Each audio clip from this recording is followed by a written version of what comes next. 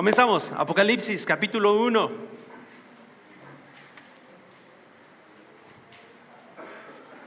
Versículo 9. Yo, Juan, vuestro hermano y copartícipe vuestro en la tribulación, en el reino y en la paciencia de Jesucristo, estaba en la isla llamada Patmos por causa de la palabra de Dios y el testimonio de Jesucristo. Algún día, hermanos, algún día me voy a retirar del ministerio. Oficialmente, pero la verdad es que no quiero pasar los últimos años de mi vida en una playa mirando las puestas del sol, en alguna isla del Mediterráneo. No quiero eso, quiero pasar mis últimos días sirviendo al Señor. A lo mejor sin títulos, a lo mejor sin posiciones, pero sirviendo al Señor, predicando la palabra de Dios, compartiendo el Evangelio con las personas. Y acá tenemos al apóstol Juan, sus 90 y tantos años, ¿verdad? En una isla, en el Mediterráneo, con puestas de sol hermosas todas las tardes, pero no estaba retirado, estaba prisionero. No era una isla paradisíaca, es una isla rocosa. Usted vaya y búsquela. Ahora ya hay algunas habitaciones, algunas casas de vacaciones, pero en general es una isla rocosa, fea. Prácticamente no creo que pueda encontrar algún animal interesante en esa isla. Y él estaba ahí preso, y nos dice este versículo que estaba preso por causa de la palabra de Dios y del testimonio de Jesucristo.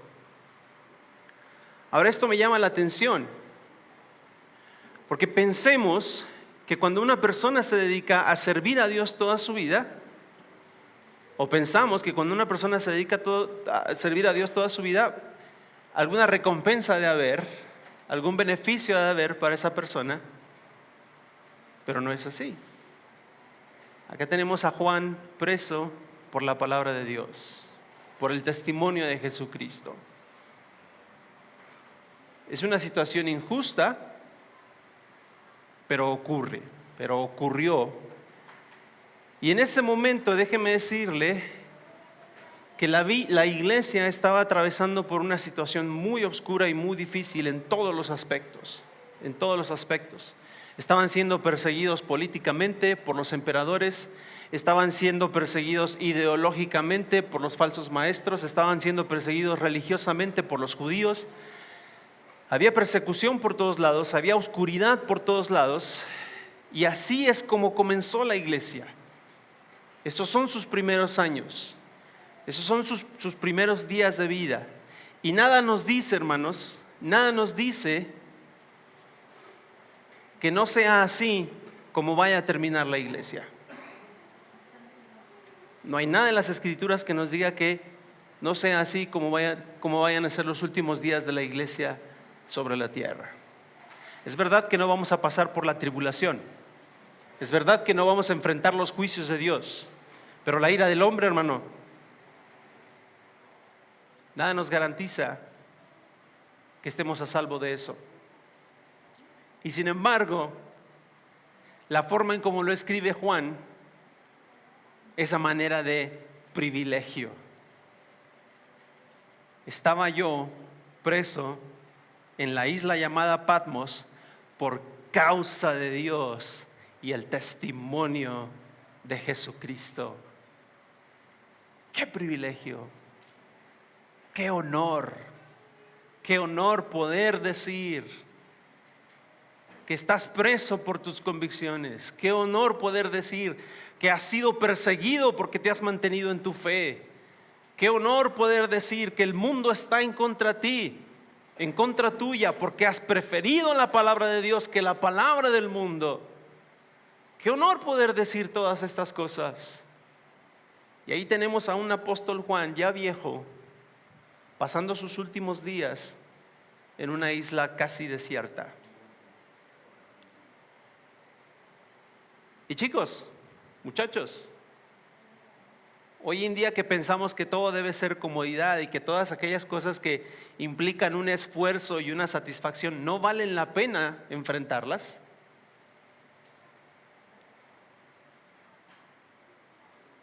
Déjenme decirles que para ser un siervo de Jesucristo, un siervo reconocido por Jesucristo, es necesario enfrentar dificultades. La tradición nos dice que el apóstol Juan fue el único de los apóstoles que no murió martirizado. Eso no quiere decir que estuvo exento de sufrimiento. Se nos dice, también la tradición nos dice, que el boleto de entrada de Juan a la isla de Patmos fue una olla de aceite hirviendo. El emperador lo tomó preso, lo enjuiciaron y lo condenaron a ser cocinado vivo, en aceite hirviendo.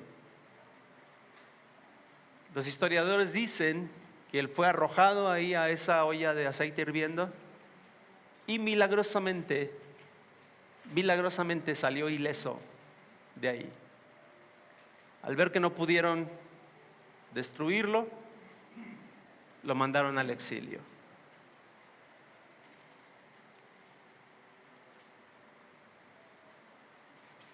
El servicio a Dios no está exento de sufrimiento, hermanos. El pararse fiel por Dios no está exento de sufrimiento. Nunca lo ha estado, no lo está ahora y nunca lo va a estar. Por lo menos no mientras estemos en este mundo.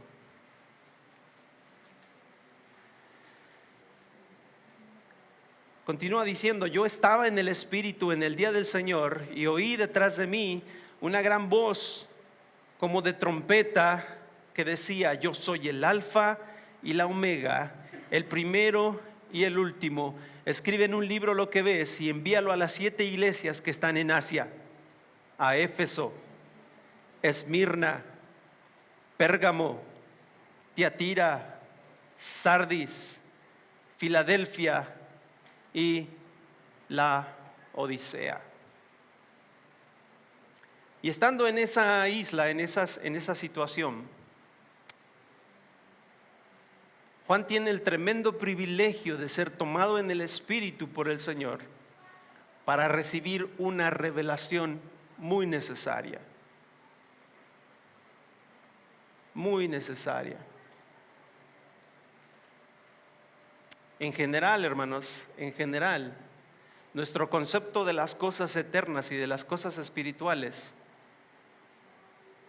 está bastante incompleto, está bastante sesgado. Y hablo a la cristiandad en general. Yo sé que ustedes tienen el privilegio de ser una iglesia bien enseñada y tienen las ideas claras porque las buscan en las Escrituras. Pero si pensamos en el cristianismo en general, pregúntale a un cristiano qué es lo que le espera en el cielo.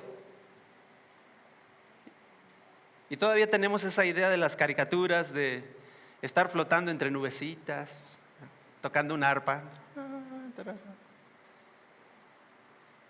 Hermano Pablo, ¿cómo estás el día de hoy?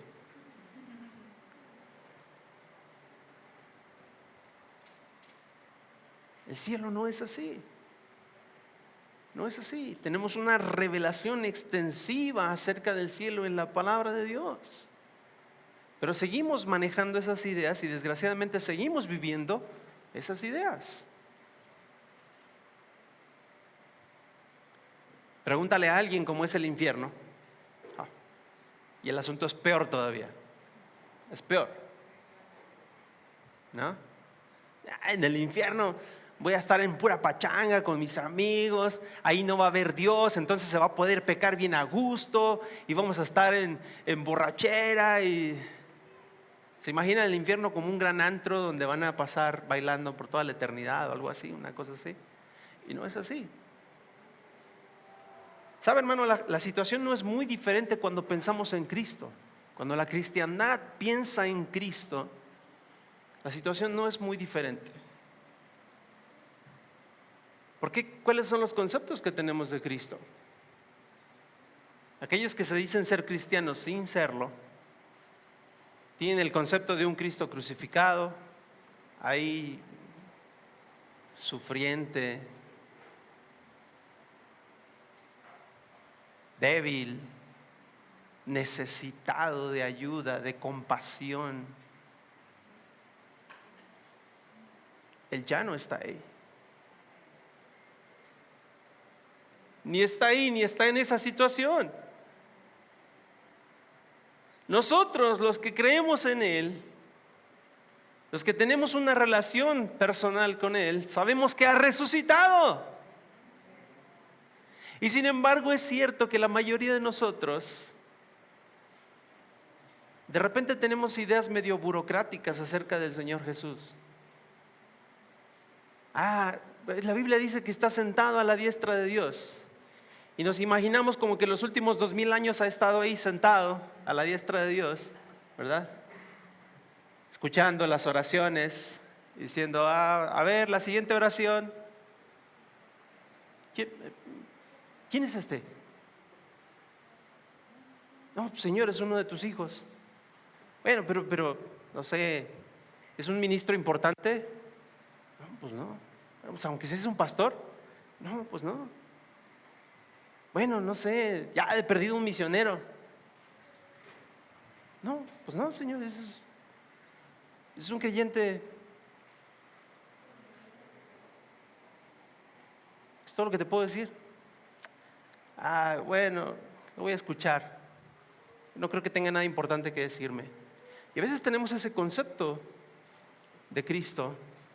No lo decimos, no lo externamos, pero por la manera en cómo nos comportamos, por la ausencia de nuestras oraciones, así parece.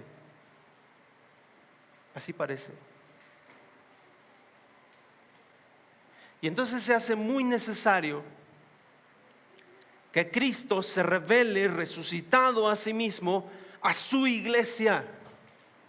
A su iglesia. Es necesario que se muestre como realmente es.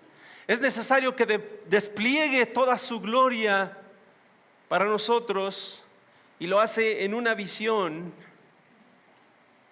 al apóstol Pablo, el último de sus apóstoles, en la isla de Patmos. Así que en esta mañana el título de la enseñanza es la revelación de Cristo resucitado. La revelación de Cristo resucitado. Y esta enseñanza debe de responder a nosotros la pregunta importante de qué es Cristo para la iglesia.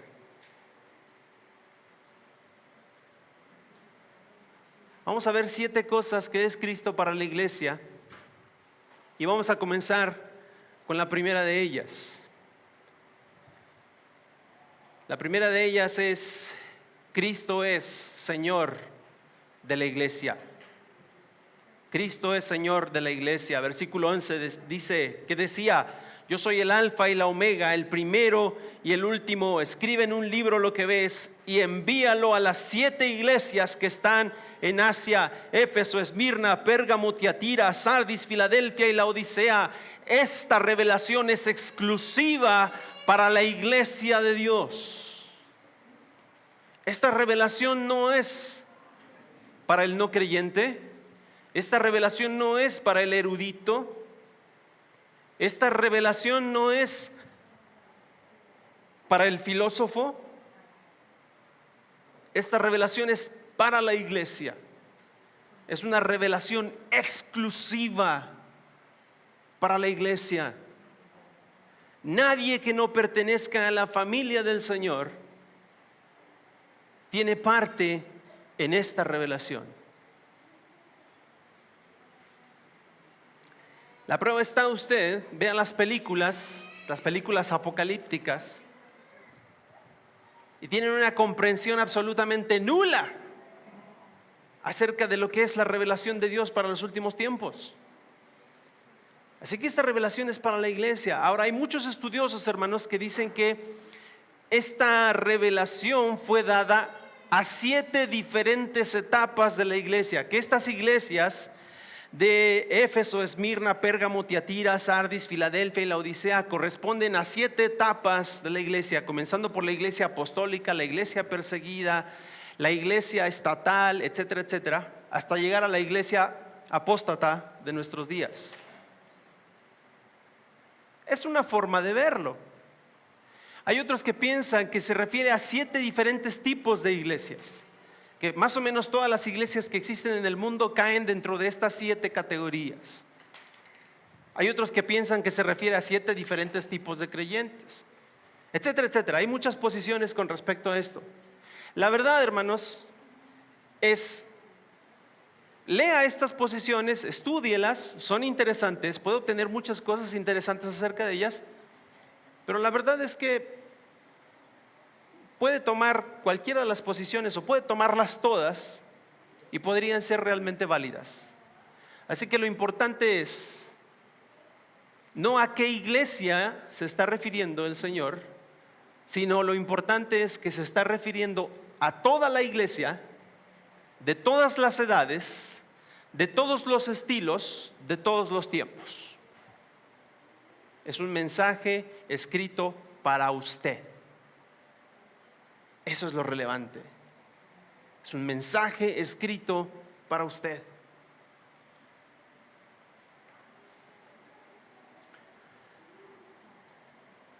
Versículo 12: y me volví para ver la voz que hablaba conmigo, y vuelto vi 7 candeleros de oro.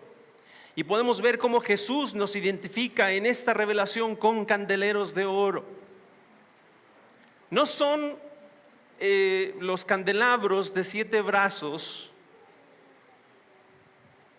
que se diseñaron para el templo y para el tabernáculo, no son así. En realidad está hablando, por el término griego que utiliza, está hablando de una especie de postes metálicos que en la parte superior tenían como una especie de charolita en la cual se colocaba una lámpara, una pequeña lámpara de aceite. Está hablando de eso.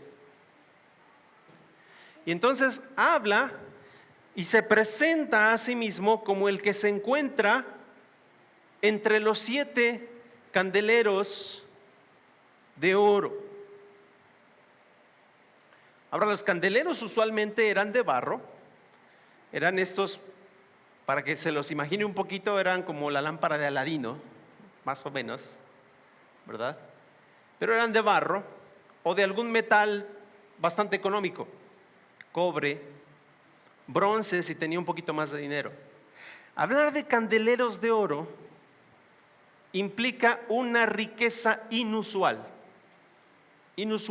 Si usted tenía candeleros de oro en su casa, es porque era bastante rico, como para cosas tan sencillas convertirlas en oro.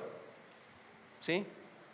Hablar de esto es como que hoy en día tuviera los switches de su casa, ¿no?, de la luz, de oro.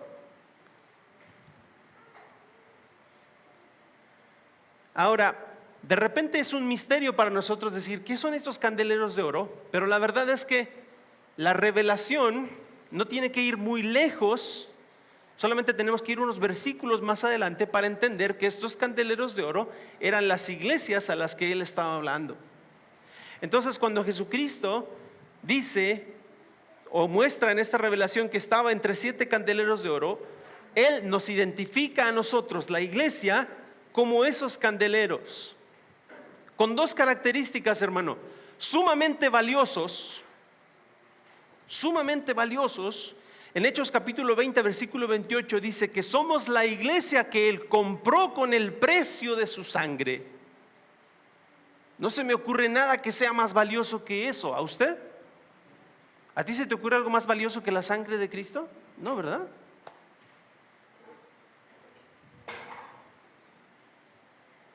Pero también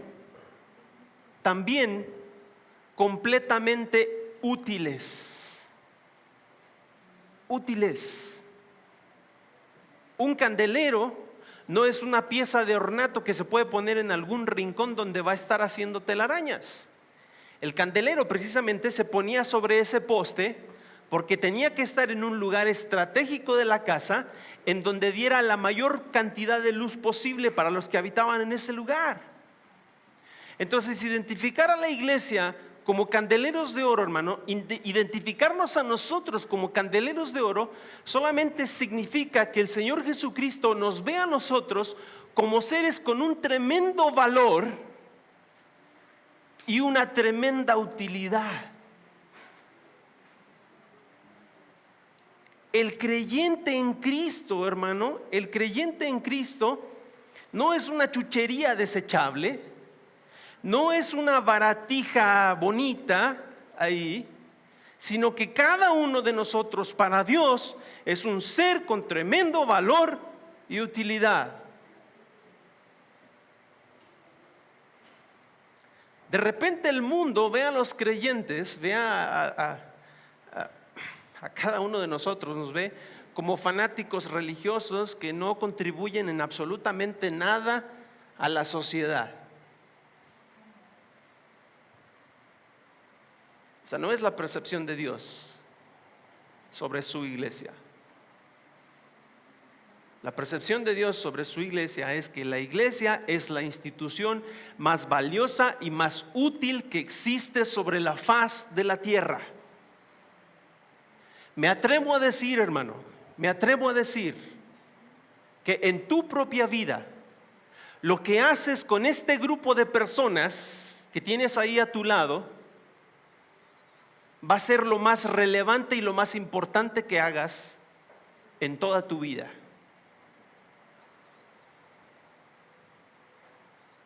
Separado de este grupo de personas, puedes jugar a construir tu imperio, puedes jugar a construir tu pequeño Monopoly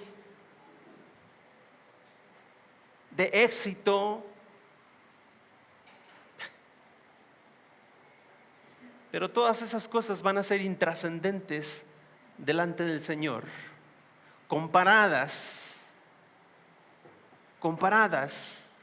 con el tremendo valor y la tremenda utilidad que tienen ustedes todos juntos, sirviendo juntos al Señor para las personas de afuera.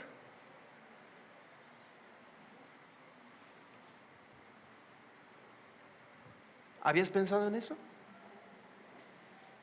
Lo que haces con este grupo de personas es la actividad más importante de tu vida.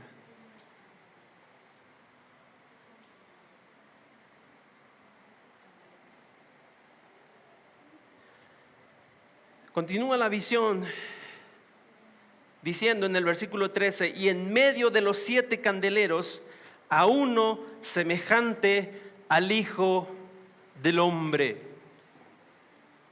Y el Señor se presenta tal cual es, alguien, un ser increíblemente maravilloso, extraordinario,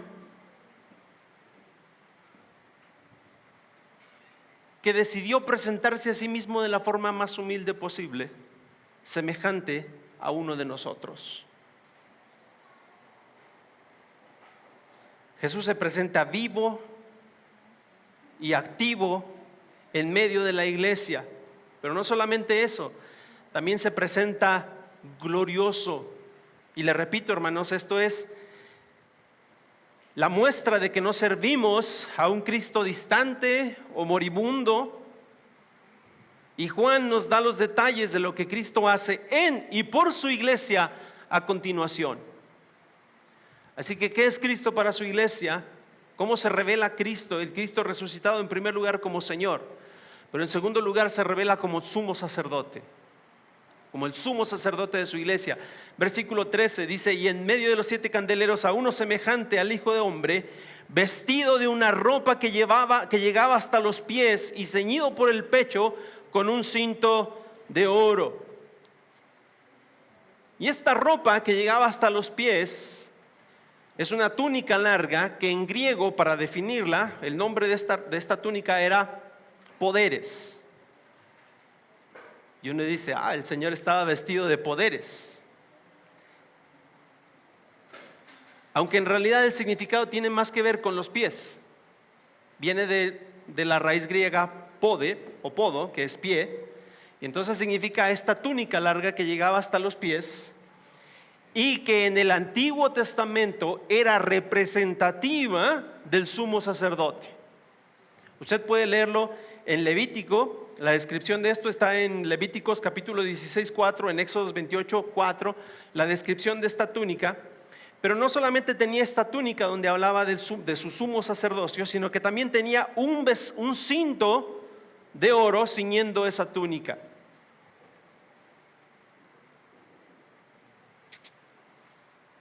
Ahora, cuando nosotros pensamos en un cinto hoy en día, pues, pensamos en este pedazo de cuero que nos ponemos aquí, ¿no? Pero en aquel entonces un cinto era una pieza de una tela gruesa que se utilizaba para cubrir todo el tronco y para ceñir la túnica al tronco, pero que también era una prenda característica de las personas que tenían autoridad. Una persona con un cinto, mientras más grande, mientras más vistoso, generalmente significaba un mayor rango de autoridad. Así que Cristo se presenta como el sumo sacerdote, pero también como el soberano de la iglesia.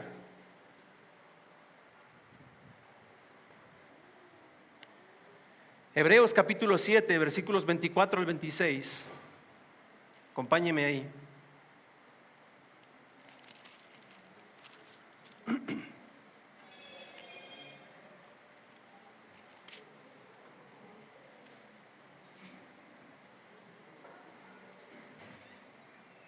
Y vamos a ver por qué necesitamos un sumo sacerdote. De repente decimos, bueno, sí, es el sumo sacerdote, pero ¿para qué necesitamos un sumo sacerdote?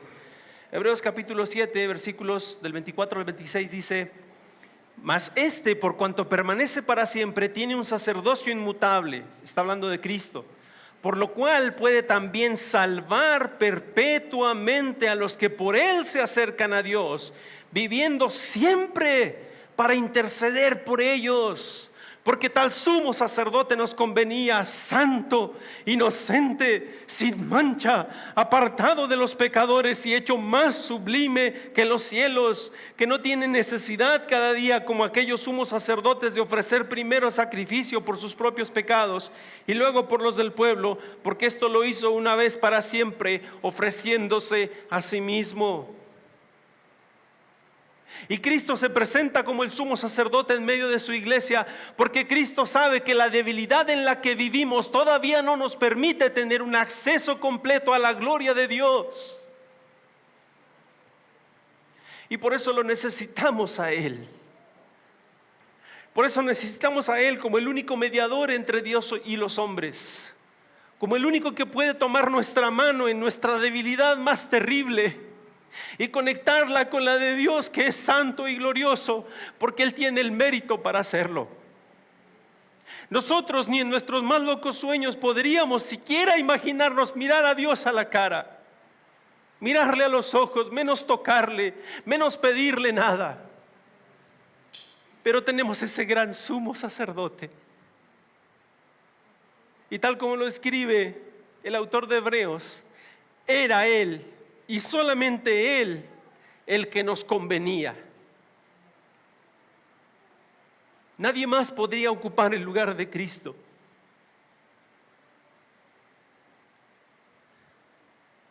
Continúa la visión. Volvemos a Apocalipsis capítulo 1. Entonces Cristo se presenta como el Señor, Cristo se presenta como el sumo sacerdote, pero en tercer lugar Cristo se presenta como agente purificador. La última parte del versículo 13 dice que estaba ceñido por el pecho con un cinto de oro, y su cabeza y sus cabellos eran blancos como blanca lana o como nieve. Y fíjese, como agente purificador, Él mismo se presenta puro más allá de toda medida humana. Todo lo que nosotros pensamos que es justo, todo lo que nosotros pensamos que es recto, todo lo que nosotros pensamos que es bueno,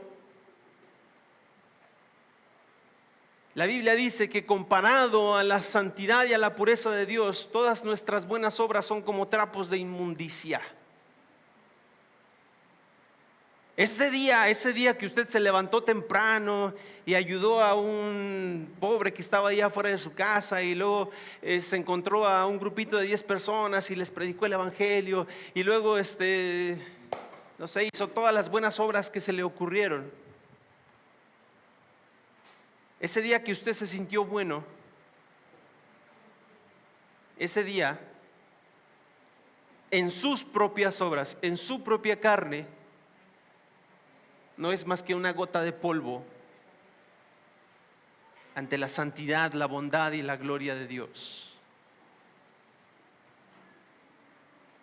Y ninguna de esas cosas buenas que usted pudo haber hecho en ese día, las podría haber hecho separado de Él. Entonces Él se presenta aquí con su cabeza y sus cabellos blancos como blanca lana, como nieve. No una señal de que es viejo, no, una señal de que es puro, purísimo, sin mancha alguna. Daniel, en el capítulo 7, versículo 9, tiene una visión semejante, en donde ve al anciano de días también con su cabello blanco como la nieve. Y es interesante que cuando nosotros pensamos en la pureza de Dios, pensamos en algo muy lejano, naturalmente, a nosotros. Y sin embargo, aquí hay una paradoja, hermanos. Dios espera que usted sea igualmente santo y puro. ¿Cómo es esto posible? Es muy triste que hoy en día, en la mayoría de las iglesias, cuando uno menciona la palabra santidad y lo que eso implica, la gente empieza como a rascarse. Ay, está hablando de santidad, les agarra así como una alergia y empiezan a decir, oh, fanático. Este es un fanático. Pero la verdad es que en Efesios capítulo 5, versículos 25 al 27 y en Primera de Pedro 1, 15 al 16, los apóstoles nos dicen con toda claridad que Dios espera que así como Él es perfecto y santo, nosotros también tenemos que serlo.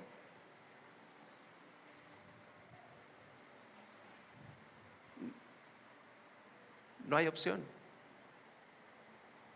No hay opción.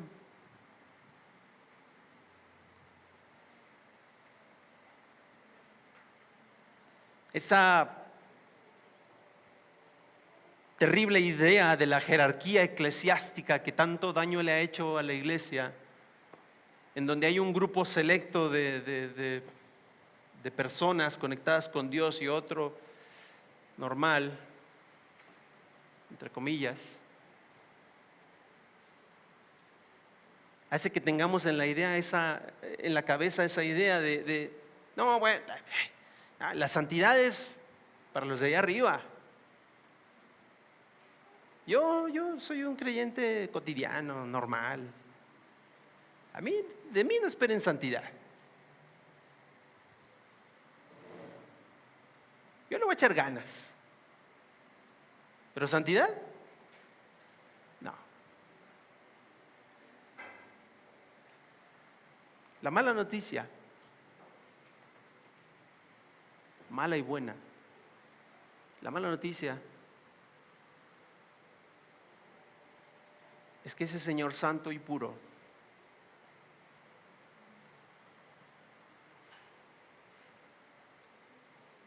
no se conforma con nuestro echarle ganas. Esa es la mala noticia. Porque después de describirse a sí mismo como completamente santo y puro, la siguiente descripción de Él debería de hacer que tembláramos hasta los huesos todos los días, hermanos, todos los días. En el versículo 14 al final dice, sus ojos como llama de fuego. En el griego literalmente dice, sus ojos despedían fuego.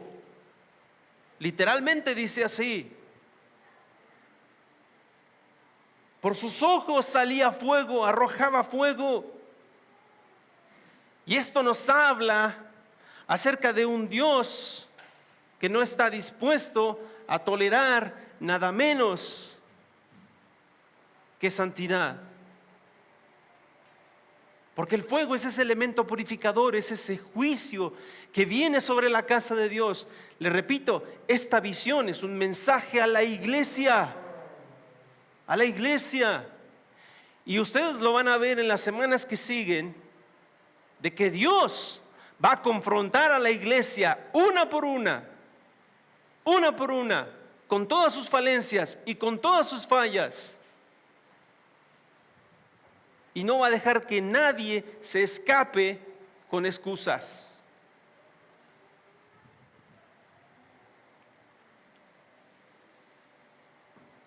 Nosotros, hermanos, podemos justificar nuestra conducta mundana y pecaminosa con argumentos teológicos. Sí, claro que sí. Podemos agarrar 2, 3 versículos de la Biblia y decir es que ya no estamos bajo la ley, ya estamos bajo la gracia.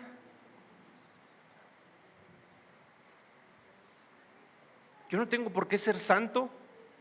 Eso es legalista. Que me pidan que me esfuerce yo a que sea santo es legalista.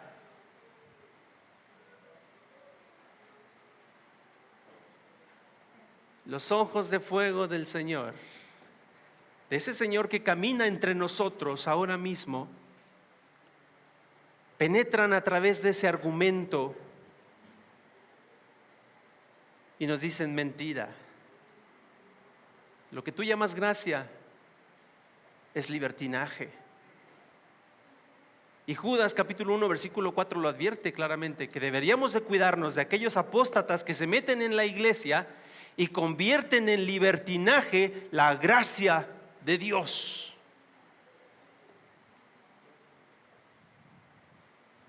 Y el apóstol Pablo nos dice, o le escribe a Timoteo, que se cuide de esas personas que van a tener apariencia de piedad, pero con sus obras van a negar la eficacia de ella.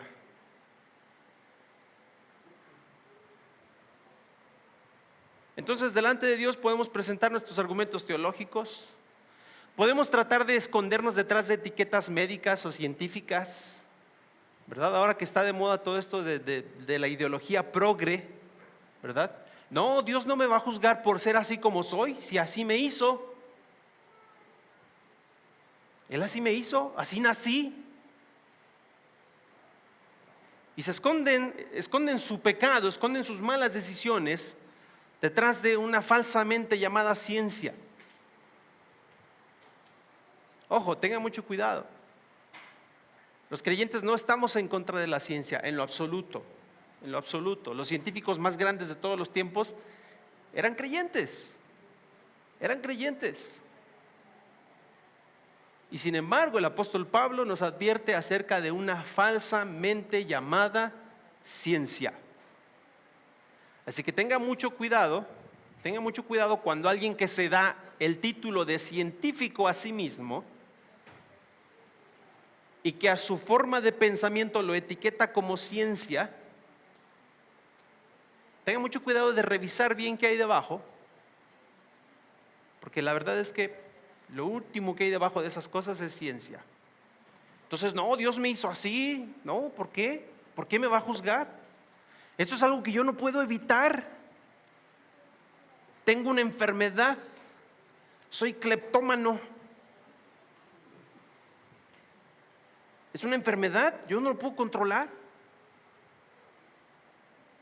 Y nos victimizamos delante de Dios, pero Dios mira a través de nuestras etiquetas de víctima con sus ojos de fuego y dice: mentira, yo no te hice así. Yo no te hice así. Yo te hice perfecto. Yo te hice la corona de la creación. Tú tomaste malas decisiones. Tú te rebelaste en contra de mi voluntad y terminaste de esa manera. Querías tu libertad y yo te la di. Y ahora estás llevando las consecuencias.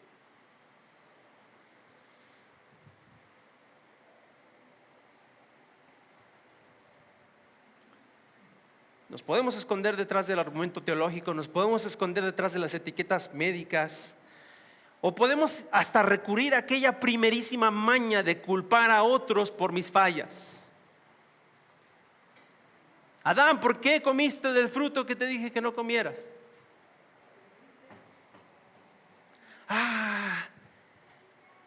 Y no es verdad que nuestro día a día está lleno de excusas en donde tomamos nuestras fallas y nuestros pecados y culpamos al que está más cerca de nosotros por ellos. ¿No es verdad?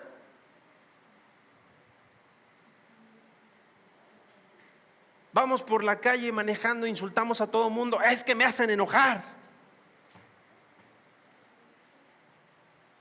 Ese me hacen enojar implica que yo soy una pobre víctima incapaz de controlarme a mí mismo y otros me obligan a hacer lo que yo estoy haciendo. ¿Por qué manejan de esa manera? No. Otra vez, Dios nos mira con sus ojos de fuego y penetra a través de todas nuestras excusas y de toda nuestra necedad y dice: no es cierto. Tú y nadie más que tú eres responsable de las cosas que tú haces. Y ese es Cristo en la iglesia. Ese es Cristo caminando entre nosotros. Y camina con paso firme, porque la Biblia lo describe como alguien que viene con pies de bronce bruñido. Y el bronce siempre representa juicio en las Escrituras. Así que Él viene con ojos de los que no puedes esconderte, con ojos a los que no puedes poner pretextos y con la autoridad para cambiar en tu vida lo que tiene que cambiar. Porque Él es el agente purificador. Él viene, confronta a la iglesia, la juzga aparte. No la juzga con los incrédulos, la juzga separadamente y trae el castigo que es necesario para formarla. Y usted lo puede buscar eso en 1 Corintios 11 y en Hebreos 12 del 5 al 10. Donde Él nos dice que Él es como un padre que corrige a sus hijos. ¿Qué padre que ama a su hijo lo deja sin corrección? Ninguno. Y Él es así. Y en cuarto lugar, hermanos, Él es voz de autoridad.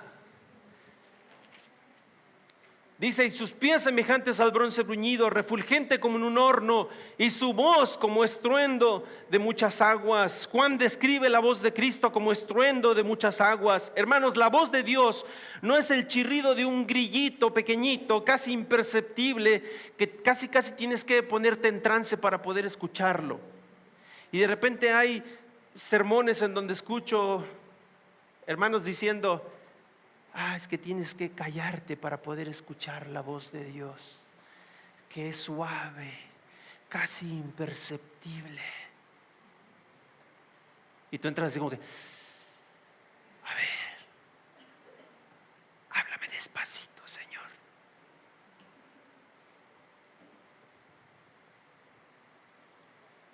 En su visión, Jesucristo le habla a Juan. Y la única forma en la que Juan puede describir la voz de Cristo es como estruendo de muchas aguas.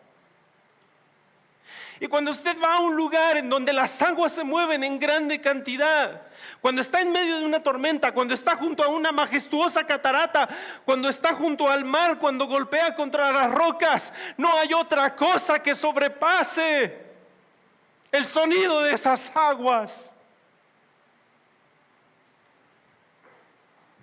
Es ensordecedor, pero al mismo tiempo es cautivante, al mismo tiempo es poderoso. cancela todas las demás cosas que podemos escuchar en nuestras mentes.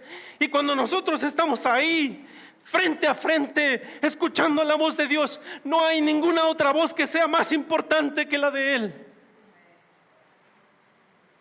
Esa es la característica de la voz de Dios. Dios no va por ahí cuchicheándonos cosas lindas. No. Él viene con el poder de su voz, con la potencia de su palabra, habla a nuestros corazones, y entonces todas aquellas otras tonterías que escuchamos de parte del enemigo se convierten en cosas secundarias y lejanas. Nuestros temores, nuestros miedos, nuestras inseguridades, nuestros complejos, todo se desvanece ante la potencia de la voz de Dios.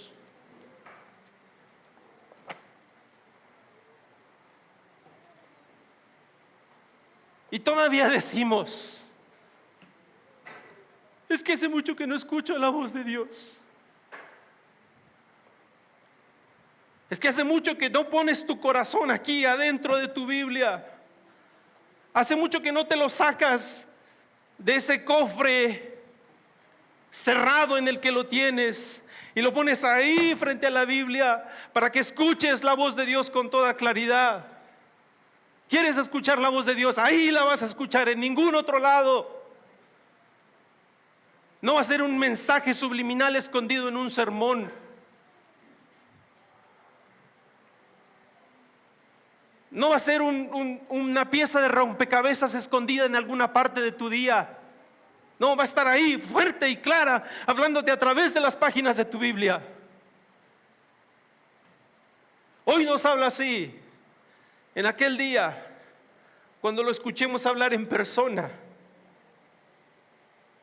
vamos a escuchar todos los ecos de esto, de esta voz que venía de aquí, y vamos a decir, ¿por qué no hice caso? Esta era la voz que tenía que escuchar,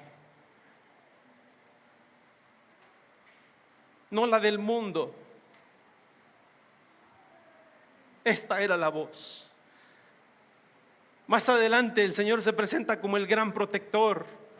Versículo 16 dice, tenía en su diestra 7 estrellas. A lo largo de la historia, hermano, la iglesia ha sido perseguida por todo tipo de enemigo que las puertas del infierno han podido lanzarle. Y Cristo ha cumplido su promesa de que no sería destruida por ninguno de ellos. ¿No es así? El Señor dijo, sobre esta roca, hablando de sí mismo, edificaré mi iglesia y las puertas del infierno no prevalecerán contra ella. Y la iglesia ha sido perseguida, ha sido acusada en falso, ha sido atacada por todos los frentes y todavía estamos aquí.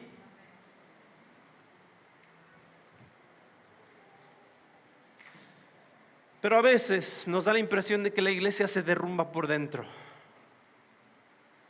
Nos desanimamos cuando vemos líderes débiles, mundanos y necios que extravían a sus congregaciones. Hoy en día, hermanos, hay una notable ausencia de liderazgo piadoso y nos descorazona cuando un líder reconocido naufraga en la inmoralidad, la codicia y la impiedad. ¿No es verdad? Uy, ese cantante cristiano, de repente apostató, ahora niega su fe. Aquel predicador famosísimo, adúltero. Y de repente nos da un miedo terrible de pensar cuál va a ser el futuro de la iglesia. Pero déjeme decirle que podemos mirar a Cristo y ver que Él tiene las 7 estrellas en su mano. Y en el versículo 20 nos habla de que estas estrellas son ángeles, mensajeros. Son los líderes de la iglesia, son pastores. La iglesia siempre estará bajo el cuidado soberano de Cristo. Esto es lo que nos dice esta imagen. Él siempre tendrá en sus manos, hermanos, pastores fieles, dotados, llamados y separados por Él para cuidar de sus ovejas.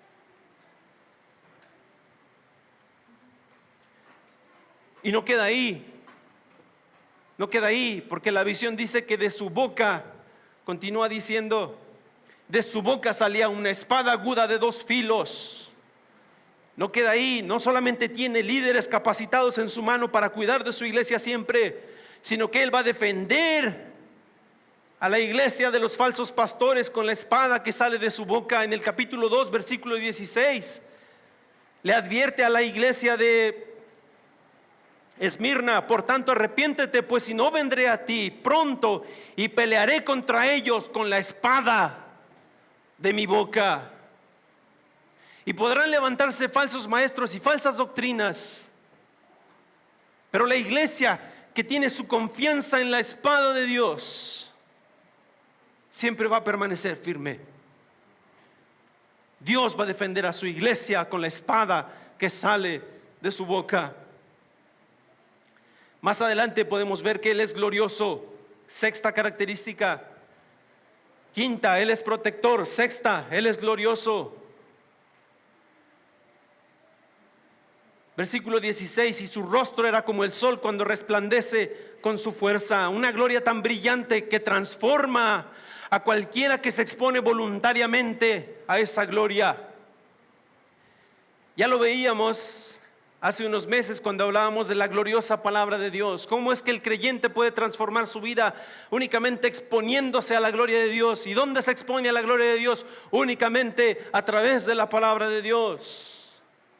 Lo podemos leer ahí en 2 de Corintios 3:18 y en 2 de Corintios 4:6. Y esta gloria es responsabilidad de la iglesia reflejarla para los que viven en tinieblas. Mateo capítulo 5, versículo 16, ¿qué dice, hermanos?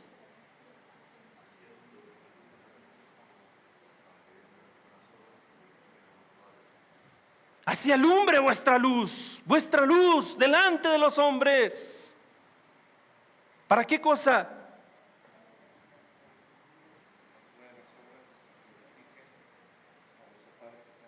Para que a través de tus buenas obras, para que a través de esa gloria que estás viviendo por la palabra de Dios, para que a través de la obediencia a la palabra de Dios, la gente pueda ver a Dios en ti y pueda glorificar a Dios. Y entonces ese rostro de Cristo, que es como un sol a mediodía, que usted no puede mirar directamente, ese rostro de Cristo refleja su gloria sobre su iglesia, y es responsabilidad de esa iglesia reflejar esa luz al resto de los hombres. Lo que los hombres hagan con esa luz es problema de ellos, pero es responsabilidad nuestra reflejarles esa luz. Y el hombre, cuando se enfrenta a la luz, tiene dos opciones: exponerse a ella y también ser transformado, o amar más las tinieblas que la luz, lo cual va a ser su condenación. Dice Juan capítulo 3 versículo 18. Y esta es la condenación: que la luz vino al mundo, pero los hombres amaron más las tinieblas que la luz. ¿Por qué? Versículo 19: porque sus obras eran malas. Y cuando el hombre prefiere ese estado pecaminoso, es como una cucaracha. ¿Le ha pasado? Está todo oscuro, prende la luz y de repente dos cucarachas ¡fum!, se meten a la oscuridad. Es un fenómeno biológico que se llama fototropismo, no sé qué. En general las cucarachas huyen de la luz.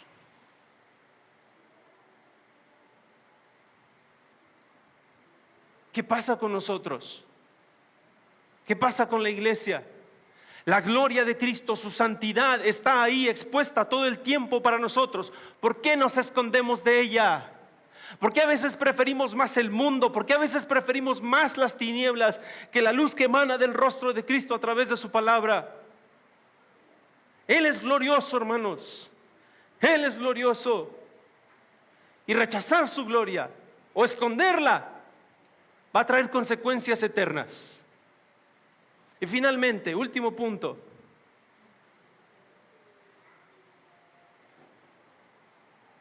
Muchachos, jóvenes, escúchenme bien ustedes, chicos. Dios es aterrador.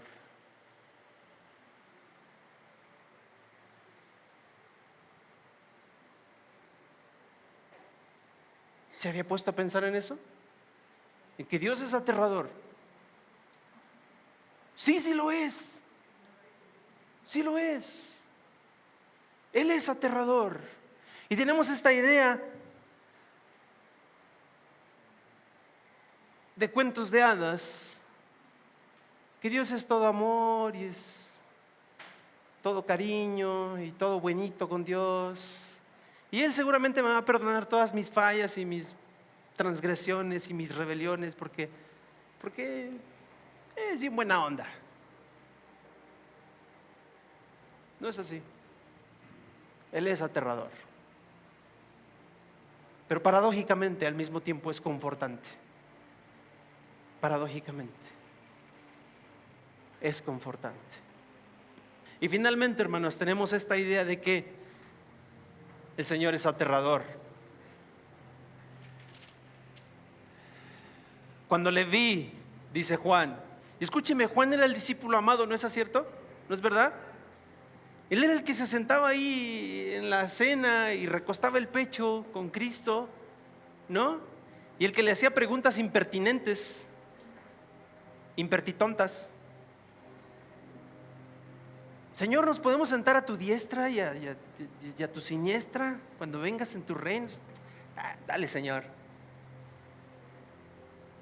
Pero fíjese bien, dice, cuando le vi, caí como muerto a sus pies. Caí como muerto a sus pies. Porque ese Cristo que estoy viendo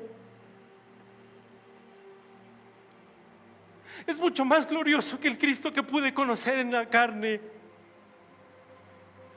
Es mucho más soberano, es mucho más santo, es mucho más glorioso. Es tan perfecto, es tan puro, que yo no soy otra cosa que polvo para estar bajo sus pies. Por eso la única reacción posible es caer como muerto delante de Él. La Biblia nos dice en Éxodo capítulo 33, 20, porque ningún hombre me verá y vivirá. Y por eso cuando nos enfrentamos a la santidad de Dios, cuando nos enfrentamos a la gloria de Dios, tenemos que quedar aterrados, hermano. No hay otra opción, no hay otra alternativa. Es la reacción natural de un cuerpo que todavía contiene demasiado pecado, que no es compatible con la santidad de Dios. Tenemos que llenarnos de humildad y decir: Dios, todo lo que yo creo, todo lo que yo he pensado acerca de ti, la forma en que te he tratado, no es digna de lo que tú mereces, de quien tú eres. Cuando Job vio la santidad de Dios, dijo: me arrepiento en cenizas, porque ahora mis ojos te ven.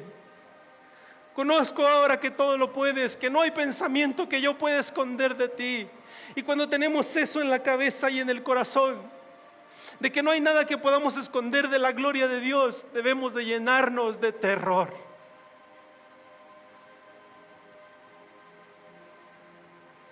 Pero el Señor no se presenta aterrador delante de Juan y lo deja ahí postrado. Él toca su hombro y le dice: Juan, no temas. No temas, Juan. Escúchame, yo soy el primero y el último, y el que vivo y estuve muerto, mas he aquí, vivo por los siglos de los siglos, y tengo las llaves de la muerte y del Hades. Juan, no temas, yo soy tu amigo. No estoy aquí como tu juez, no estoy aquí como tu verdugo, más importante aún. Estoy aquí como el que puso su vida por ti. ¿Te acuerdas cuando me viste en la cruz? ¿Te acuerdas cómo derramé mi sangre por ti? ¿Te acuerdas cuando corriste a la tumba esa mañana y la encontraste vacía? ¿Te acuerdas? Ahora estoy vivo para siempre y soy tu amigo. Estás de mi lado. Te redimí para mí, te salvé para mí. Y el juicio que viene no es para ti, Juan. Te lo garantizo. ¿Cómo te lo puedo asegurar? Porque yo tengo las llaves de la muerte en mis manos. También tengo las llaves del infierno en mis manos. La decisión de quién vive y quién muere es mía. La decisión de quién se salva y de quién se condena es mía. Lo único que tú tienes que hacer, Juan, es poner tu confianza en mí. No temas, no temas. Y esa es la visión de Cristo que podemos ver en el primer capítulo de Apocalipsis. Ese es el verdadero Cristo al que servimos. Ese es el verdadero Cristo a quien nos postramos cada día. Y debemos de vivir, hermanos, con ese santo temor.